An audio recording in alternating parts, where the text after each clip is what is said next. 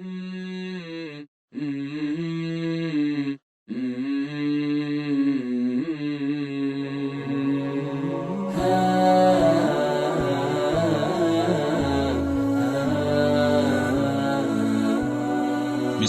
الرحمن الرحیم۔ زندگی سے لطف اٹھائیے۔ سبق نمبر 41۔ نام یاد رکھیں۔ کسی شخص سے راستے پر آپ کی ملاقات ہوتی ہے، وہ آپ کو اپنا نام بتاتا ہے، پھر آپ کسی اور موقع پر اس سے ملتے ہیں اور اس کے نام سے مخاطب کرتے ہیں، یقینی طور پر آپ کی محبت کا نقش اس کے دل پر بیٹھ جائے گا۔ پہلی ملاقات میں کسی کا نام یاد رکھنا گویا اس بات کا اظہار ہے کہ آپ نے اسے اہمیت دی ہے۔ ایک استاذ کو اپنے شاگردوں کے نام یاد ہیں اور دوسرے کو یاد نہیں، دونوں میں بڑا فرق ہے۔ میرے عوامی خطبات کے بعد اکثر ایسا ہوتا ہے کہ لوگ ارد گرد اکٹھے ہو جاتے ہیں، کوئی ہاتھ ملاتا ہے تو کوئی شکریہ ادا کرتا ہے۔ میری ہمیشہ سے یہ کوشش رہی ہے کہ ہر ایک سے اس کا نام دریافت کروں۔ ایک دن لیکچر کے بعد بہت سے لوگ مجھے ملنے آئے، پھر چلے گئے۔ ایک آدمی کوئی سوال پوچھنے دوبارہ آیا۔ جیسے ہی وہ میرے قریب آیا، میں نے گرم جوشی سے کہا، آئیے خالد صاحب، کیسے مزاج ہیں؟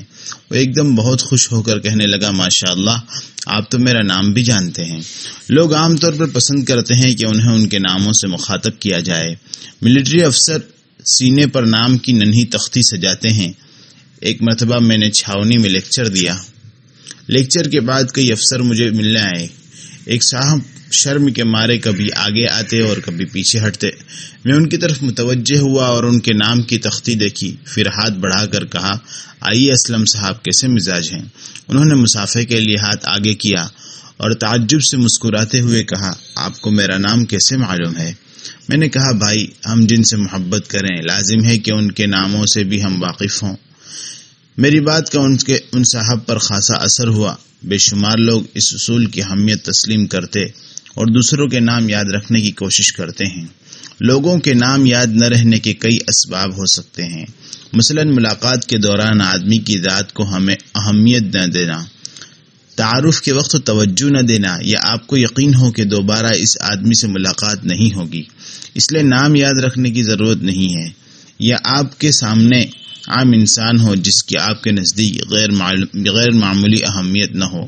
یہ چند اسباب ہیں جن کی وجہ سے لوگ دوسروں کے نام بھول جاتے ہیں یا سرے سے یاد ہی نہیں رکھتے۔ اس کا حل یہ ہے کہ آپ ناموں کی اہمیت یقین جانیں اور نام سنتے وقت آدمی کے چہرے پر نظریں گاڑ رہیں۔ اس سلسلے میں یہ کوشش بھی فائدہ مند ہو سکتی ہے کہ مخاطب کی باتیں غور سے سنی جائیں اور اس کی مسکراہٹ پر دھیان دیا جائے تاکہ اس کا تصور ذہن میں بیٹھ جائے۔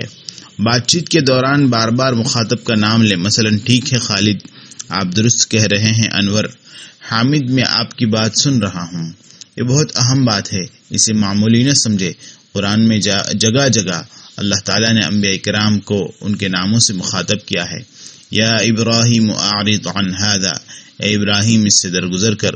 قال یا نوح انہ لیس من اہلک، اے نوح یہ تیرے اہل سے نہیں۔